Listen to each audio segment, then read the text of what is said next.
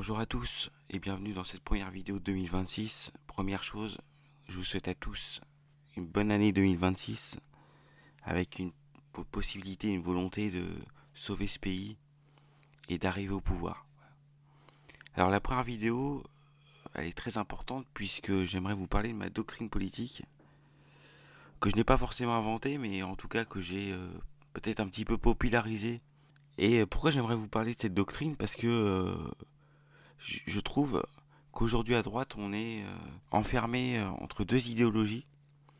La première, c'est l'idéologie souverainiste qui existe depuis très longtemps, depuis le traité de Maastricht et la volonté de retrouver la souveraineté nationale. Et de l'autre, l'européisme issu de la nouvelle droite d'Alain de Benoît et qui aujourd'hui a le vent en poupe. Alors moi, je me retrouvais ni dans l'une ni dans l'autre. Je vais essayer d'expliquer pourquoi. Et donc j'ai voulu redonner sens à la nation en créant une espèce de doctrine de réenracinement français, de réenchantement de notre identité pour une jeunesse qui ne veut pas être européenne ni être souverainiste assimilationniste. Alors, le souverainisme, son plus gros défaut, c'est d'être un nationalisme civique. C'est-à-dire que tout est régi par le droit, que l'identité ne se structure que par la carte d'identité, et que pour certains souverainistes, dont je ne citerai pas le nom, un Sénégalais est plus proche d'un Français qu'un laiton. Ça pose problème, parce qu'on sort carrément du carcan civilisationnel, et qu'on considère que tout le monde peut devenir français à partir du moment où on a une carte d'identité. Par ailleurs, chez les souverainistes, l'identité ethnique, l'identité culturelle n'est jamais abordée. C'est quelque chose qui est tabou dans ce genre de milieu. Finalement, c'est un contenu sans contenant. Voilà. On ne sait pas ce que c'est que d'être français. On nie le fait biologique de notre identité. Et ça, pour moi, c'est inacceptable. Maintenant, les européistes, qui sont les plus nombreux aujourd'hui, ce sont eux qui ont le vent en poupe. Ils sont représentés aujourd'hui par des figures telles que Julien Rochdy ou Daniel Conversano. Et ils considèrent que la race doit primer sur la nation. C'est-à-dire qu'ils veulent une Europe blanche, unifiée par la race et par la civilisation occidentale. Ils vont jusqu'à nier les cultures nationales, ils vont nier notre histoire, les différentes composantes des identités. Pour eux, un espagnol, un italien, un français, un anglais, ce sont les mêmes. Il n'y a pas de différence et on peut tous vivre ensemble. Là aussi, ça pose un problème, parce que dans l'histoire de l'Europe, de l'Occident, on sait qu'il y a eu des affrontements. Effectivement, il y a une civilisation occidentale commune. Je dis bien occidentale parce que la Russie ne fait pas partie du monde occidental, ni même l'Ukraine. Il y a plusieurs civilisations en Europe. Il y a l'occidental, et puis il y a la civilisation russe, le monde russe, qui n'a rien à voir. C'est la division des deux alphabets. Et bien dans cette civilisation occidentale d'Europe de l'Ouest, il y a des différences culturelles majeures, dans les mentalités, dans les façons de se comporter en société. Philippe Thierry Barne expliquait très bien que la façon de se comporter en entreprise était différente, qu'on soit français, allemand ou anglais. Il expliquait que les Français étaient plus touchés par le sens de l'honneur, du travail bien fait, que les Allemands travaillaient beaucoup plus en famille, mais étaient extrêmement bien cadrés, ce que n'étaient pas les Français, et que le monde anglo-saxon, américano-anglais fonctionnait sur la base du contrat et donc de la rentabilité. Donc déjà dans le travail, il y a des incompatibilités. Et je prends qu'un seul exemple, je pourrais les multiplier. On voit bien que l'Europe unifiée ne fonctionne pas. Dans l'histoire de l'Europe, il y a eu des tentatives d'unification du territoire. Elles n'ont jamais abouti. Elles n'ont jamais tenu dans le temps. Et je crois que le vrai génie de l'Europe, c'est justement d'avoir créé l'État-nation. D'avoir créé ces nations et de ne pas être des blocs monolithiques comme peut l'être la plupart des autres civilisations. Et d'ailleurs, c'est tout le propos de l'Iliade, quand on regarde bien.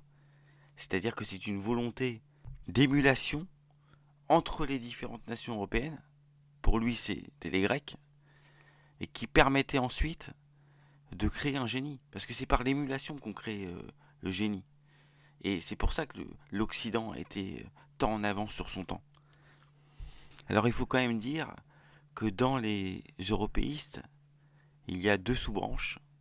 La première dont je vous ai parlé à l'instant, et une autre qu'on pourrait appeler les régionalistes. Ce sont des militants qui veulent l'indépendance de leur région et qui considèrent aussi que la France n'a jamais existé, que c'est une construction artificielle de l'État jacobin, et qu'avant le 19e siècle, chaque pays avait sa propre langue, ses propres traditions, et n'avait absolument rien en commun euh, les unes avec les autres. Bon, là aussi c'est totalement faux. L'argument principal, c'est l'argument de la langue. Il faut savoir que dans les domaines d'oc, d'oï et ce qu'on appellera plus tard le franco-provençal, sont tous issus de l'idiome gallo-roman, qui est une langue unifiée qui existait du 3e siècle après Jésus-Christ jusqu'au 8, 9e, 10e siècle, à partir du moment où on crée l'ancien français. Et donc cette langue, qui a évolué par l'intermédiaire de réformes, je parle de la charte mérovingienne, je parle aussi de la révolution Alcum, qui a fait évoluer les différents domaines pour ensuite les donner ce qu'ils sont aujourd'hui. Alors aujourd'hui, ils sont différents, mais ils font tous partie de la même structure linguistique commune, que ce soit morphologique, syntaxique, et même d'un point de vue lexical. Quelles sont les limites de la lexicologie? Dans les régions qui ont été explorées par Escoffier, la moitié au moins du vocabulaire est formé de mots appartenant au fond gallo-roman, donc partagé par tous.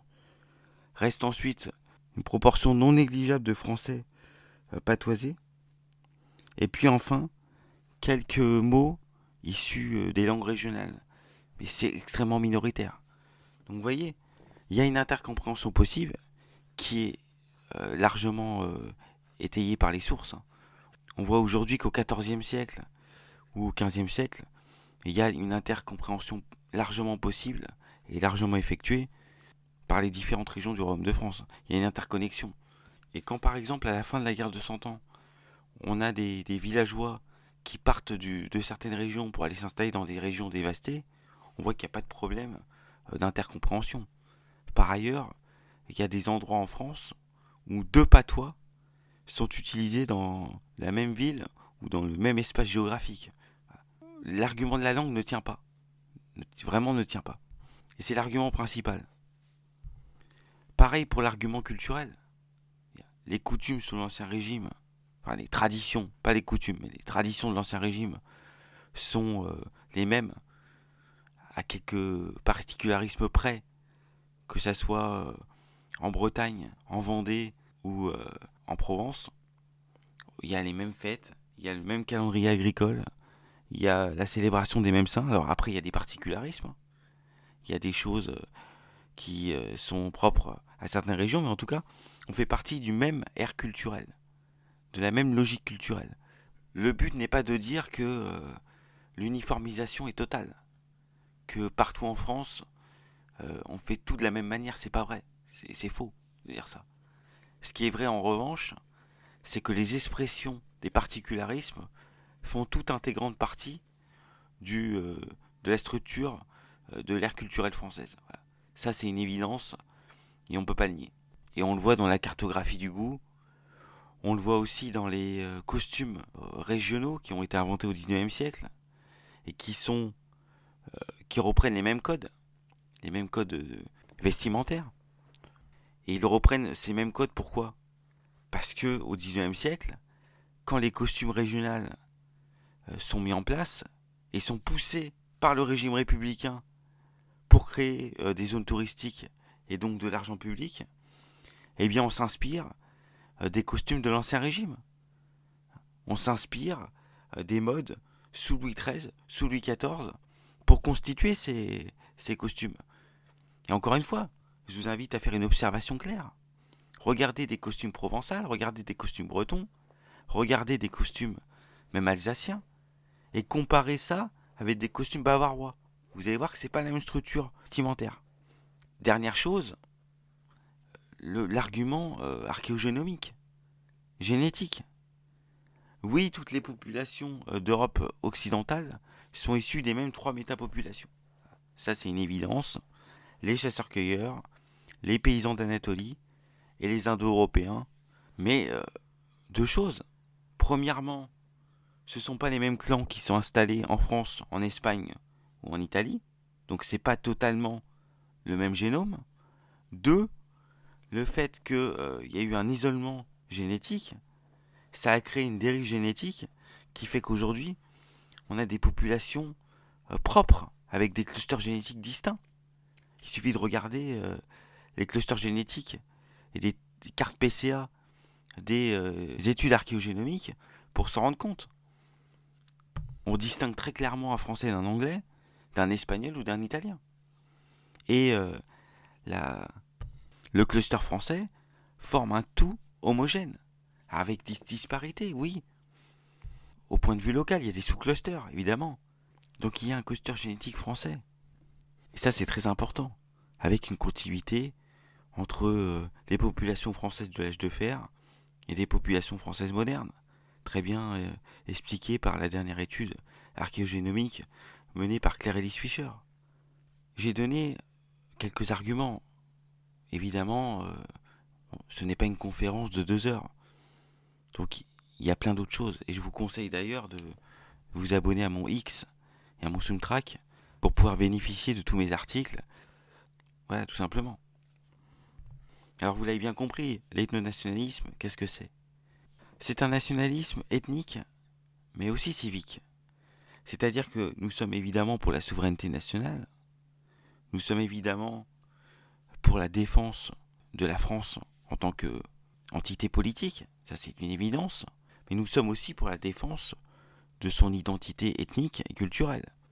Ethnique, c'est-à-dire que nous considérons que les Français de souche doivent rester très largement majoritaires sur le sol de leurs ancêtres, et donc que l'assimilation doit être réduite au strict minimum, c'est-à-dire à quelques individus, y compris pour les descendants d'Européens. Oui, si la France est remplacée par des Ukrainiens, par exemple, ça ne sera plus la France. Exactement de la même manière que si elle était remplacée par des Africains. Le peuple français a droit à la continuité génétique et historique. Et puis, la défense des traditions, du mode de vie français, de ce qui constitue notre identité, et ce dont aujourd'hui on ne parle plus. Alors, on m'a souvent demandé pourquoi il n'y avait pas de doctrine économique. Parce qu'évidemment, j'ai aussi un avis sur l'économie. Mais il faut bien comprendre une chose, c'est que l'ethnonationalisme n'est pas une doctrine qui a pour but de prendre le pouvoir. C'est une doctrine de métapolitique, une doctrine philosophique pour permettre aux Français de se réenraciner, de retrouver leur mémoire passée, de comprendre ce qui fait d'eux un grand peuple. Parce que on ne parle jamais du bonheur national brut, c'est-à-dire l'inconscient collectif qui permet aux Français de se sentir bien dans leur pays et de se dire oui, nous sommes fiers de nous-mêmes. Nous sommes fiers des choses que nous avons fait ensemble. Et dans un pays qui ne parle pas, qui a oublié ses racines, qui met en avant d'ailleurs des régionalismes. Et là, je pourrais encore dire un mot dessus, mais le régionalisme est l'idiot utile de la société moderne, et l'idiot utile du capitalisme, et l'idiot utile de l'Union européenne. Pourquoi ? Parce qu'à partir du moment où on divise la France, où on la morcelle, où on donne la possibilité à des régions isolées, comme la Bretagne par exemple, que je connais bien, de devenir indépendante, eh bien, la Bretagne ne pourra pas subsister toute seule. Et elle devra faire appel aux aides européennes. Et par conséquent, elle sera encore plus soumise au modèle de Bruxelles et à la mondialisation. C'est exactement ce que dit Pierre Hillard d'ailleurs, dans un de ses livres. Et vous le voyez bien, la promotion sans cesse des idées régionales, par l'intermédiaire de l'histoire locale. Si vous allez dans les châteaux, par exemple, vous allez voir, par l'intermédiaire aussi des classes bilinguistes qui existent, qui sont de plus en plus nombreuses, malgré le fait que les locuteurs du breton diminuent. Les éléments folkloriques qui sont sans cesse mis en avant dans les festivals. Prenons l'exemple du festival interceltique, qui est une escroquerie, mais j'en parlerai bien évidemment dans une autre vidéo. Enfin, vous voyez, tout ça est fait pour diviser la France, pour la réduire et la détruire, en finir avec elle, pour mieux l'assujettir dans un fédéralisme européen qui finira de nous ruiner. Alors la question c'est pourquoi choisir la France? J'y ai déjà répondu un petit peu. Par des attraits historiques, par des attraits de domination, pour rester une puissance suffisamment forte pour tenir dans ce monde. Mais aussi parce que notre but à tous, je pense que là, ni les européistes, ni les régionalistes ne contrediront, c'est la volonté de prendre le pouvoir pour mettre fin à l'immigration de masse, qui est le danger imminent qui guette nos sociétés, en Europe, hein, pour le coup, pas uniquement en France. Et bien pour réussir ça, à moins d'un coup d'État, il faut gagner dans les urnes. Et la stratégie européiste ne séduit pas le français lambda, ne séduit pas la personnalité modérée qui pourrait revenir dans le giron de la France par l'intermédiaire de ses souvenirs d'enfance, par l'intermédiaire de ce qu'il a été, de cette nostalgie qui pourrait le faire revenir et lui faire à nouveau aimer son pays. Quelle mémoire pour les Européens, sachant qu'ils n'en ont aucune, sachant qu'il n'y a pas d'âme de peuple européen, qu'il n'y a pas de souffrance partagée, de mémoire commune. C'est ça une nation. C'est que on décide ensemble de continuer cette histoire politique parce qu'on a souffert ensemble, parce qu'on a déjà vécu. C'est la famille des familles. Et ça me parle pas aux Français lambda, parce que l'Europe ne permet pas ça, tout simplement. La race, moi si vous voulez, je vais vous dire, et ce sera ma conclusion. J'ai rien contre la race, moi. Plutôt un défenseur de son existence, et j'ai absolument aucun tabou sur ce sujet. Mais force est de constater que ça ne parle pas à la majorité de la population. Et à part quelques militants radicalisés, ça ne fera jamais son nid dans l'opinion publique. Donc tout ça, c'est une impasse. C'est un piège à militants politiques qui permet à des jeunes qui sont dépourvus de conscience de pouvoir se faire plaisir, de pouvoir entrer dans une communauté et permet une certaine radicalité, mais ça ne permet pas de prendre le pouvoir ni de le garder sur le long terme. Et on le voit, hein, à part en France, aucun pays d'Europe ne veut cette union européiste fédérale. Aucun. Tous les nationalismes qui sont en train de revoir le jour actuellement dans tous les pays d'Europe sont des nationalismes ethniques. Ils défendent avant tout leur pays. Et l'AfD, par exemple, qui avait mis dans son programme vouloir reconquérir l'Alsace-Lorraine. Et c'est là que je veux en venir. Effectivement, si l'Allemagne devient la Turquie demain, ça poserait problème pour tout le monde. Et je le souhaite pas. Mais vouloir que l'Allemagne redevienne une très grande puissance militaire, par exemple, c'est oublier l'histoire et surtout ne voir que le présentisme, que le moment présent. Parce qu'à partir du moment où on aura fini de s'occuper du problème migratoire, chaque pays européen, en particulier l'Allemagne, reprendra ses droits et voudra à nouveau dominer l'Europe. Et ça, c'est des choses que l'on oublie. Parce qu'on ne voit que le présent. Parce qu'on est dans une situation d'urgence. Mais n'oubliez pas qu'avant d'être une alliance de circonstances, il y a d'abord un peuple qui réfléchit par lui-même et qui aura des objectifs différents dans la mesure où le danger migratoire sera levé. Enfin voilà pour moi, voilà pour cette vidéo. N'hésitez pas à vous abonner, n'hésitez pas à partager la vidéo, n'hésitez pas à mettre un commentaire pour me donner votre avis. Que vous soyez européiste, régionaliste, souverainiste ou même ethno-nationaliste. Si vous avez des questions sur la doctrine, n'hésitez pas. Moi, encore une fois, pour finir, je n'ai rien contre les européistes. J'ai rien contre les souverainistes. J'ai rien contre les régionalistes. Ils veulent préserver une certaine identité, comme moi. Et le danger migratoire est prioritaire. Mais voilà, j'essaie de montrer qu'il existe une autre ligne possible. Une ligne de réenracinement français. Et voilà. Je vous remercie.